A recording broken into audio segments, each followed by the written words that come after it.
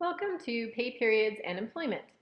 Our objectives in this lesson are to help you become familiar with and understand the length of different types of pay periods, like weekly, semi-weekly, semi-monthly, biweekly, annual.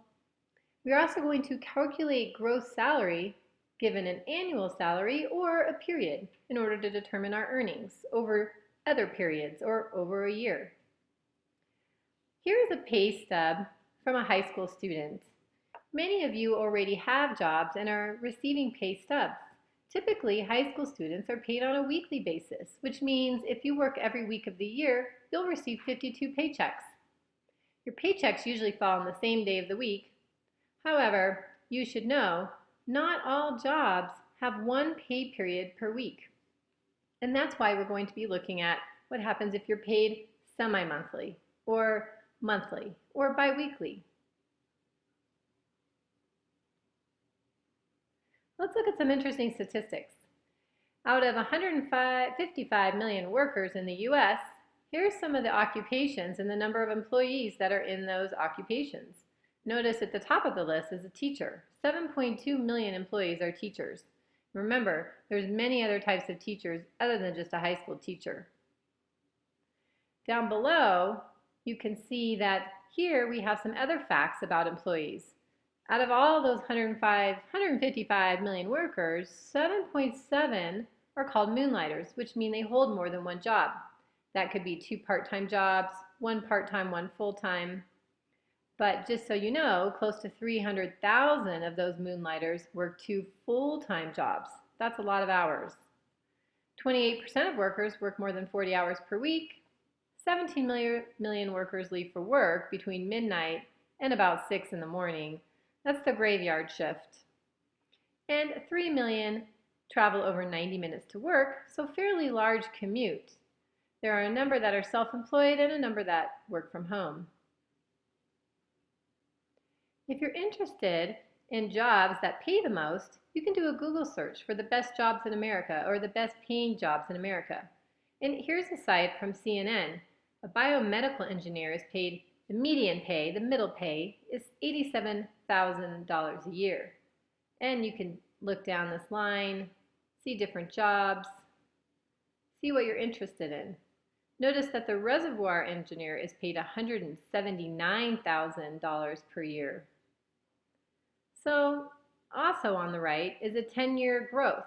So you want to pick a job where there's potential growth. You don't want to pick a job that seems to be phasing out because it'll be difficult to find a job. Like this reservoir engineer, they only predict a 17% growth versus this research analyst, 41% growth. Once you've chosen a job, you've picked a job that you like, then you need to be trained for that job. So how does that work? Well, in order to develop skills in that area, depending upon the job, you may need to go to college. Or you can go to a trade school, or perhaps be an apprentice on the job training. How do we find a job? Look in the classified ads. Also, there's online sites like monster.com or LinkedIn. And then there are employment agencies that can help you to find a job as well. If you do go to college, many colleges have employment offices within their college where other companies will come to the college and search out new graduates. Let's go ahead and look at some of our pay periods now. So these are the ones that you want to write down in your notes to make sure that you understand what they mean, and you can refer back to them if you need to when completing the problems. Weekly means 52 times a year because there's 52 weeks in a year. Biweekly then is 26 times a year, every other week. Take 52 and divide it in half, and you get 26. Semi-monthly, which sounds just like biweekly because it's twice a month, doesn't quite work out the same. There's 12 months in a year, and if you're paid twice a month, 12 times 2 gives you 24. So make sure you understand the distinction between biweekly and semi-monthly.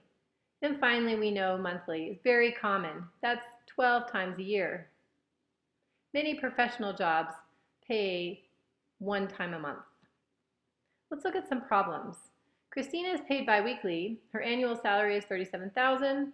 What is her biweekly salary rounded to the nearest cent. So we're given her annual salary and we want to find her biweekly salary. So how do we do that? Remember, first of all, we're looking at gross pay because we're not talking about any deductions. Well, to find our gross pay, we are going to take what we're earning, our salary, and we're going to divide it by the time frame. So there's our expression or our equation that we have written, which we can apply to any of these scenarios. So let's go ahead and fill in the blanks. So in order to find our gross pay, we take our salary, our annual salary of $37,000, and we're going to divide it by our time period. How many periods do we have in a year? Well, remember, biweekly is a little bit different than semi-monthly. Biweekly is 26 periods every year versus semi-monthly, which is 24. In this case, we would do 26 periods. So our time frame per year is 26 periods. Our salary over a year is $37,000. Plugging this into our calculator, we can solve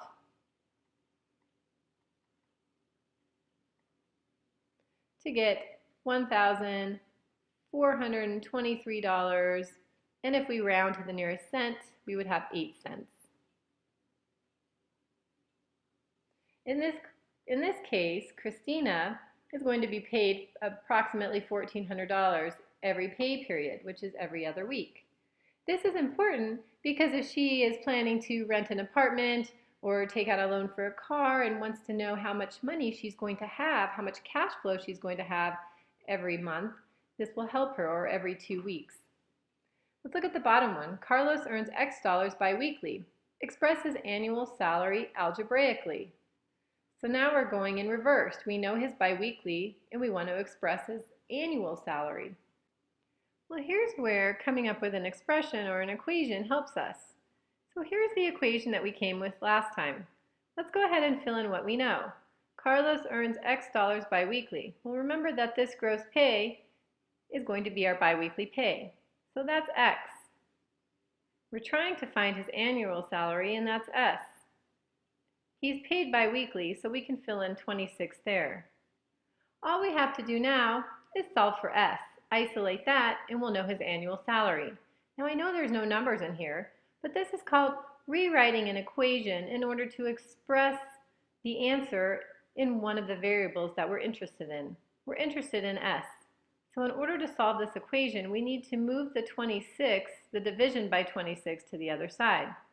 So let's multiply both sides by 26. These turn into 1, so we're left with 1S, or just S, which is what we want, and then we get 26 times X. So if we knew what he was making biweekly, we would just take that times 26, and we would know his annual salary. Let's look at another example. Manny is paid semi-monthly this time. So how often is that? Semi-monthly is twice a month, and remember we said semi-monthly would bring about 26 pay periods per year.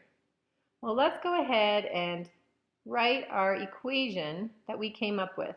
Our gross pay for whatever period is going to be equal to our annual salary over the number of pay periods per year, or the time per year. In this case, his semi-monthly salary is in fact known. It's $1,239. We don't know the annual salary, that's S. We do know the time frame, there's 26 periods per year. All we have to do now is solve for X, or S, I should say. Just like last time, we'll multiply both sides by 26 in order to eliminate this from the denominator. And we're left with S is equal to, and then we just need to use our calculator to multiply 26 times 1,239. And we know that his annual salary then comes to $32,214. Example 2. Alex is paid semi-monthly. His annual salary is Y dollars. Express his semi-monthly salary algebraically. So again, it's in reverse, and we can just use our expression and solve for what we need to. In this case, we are given the fact that his annual salary is Y dollars? Well, that's S. So we're going to keep the G here, and in place of S, we'll put Y. Assume that's a dollar amount. We don't know what it is, but we're going to put it in place of S. And he is paid semi-monthly, so again, 26. Express his semi-monthly salary algebraically. Well, that's it, because his gross represents his semi-monthly salary. So this is how we would express it algebraically. We don't need to solve for Y, because Y represents the annual salary. And that concludes our lesson on pay periods and employment. So hopefully after this lesson, you are now familiar with and understand the length of the pay periods, weekly, semi-monthly, bi-weekly, monthly, but you are also able to calculate gross salary or a period salary given information. And along those lines, you can now write an expression or an equation to represent somebody's gross earnings.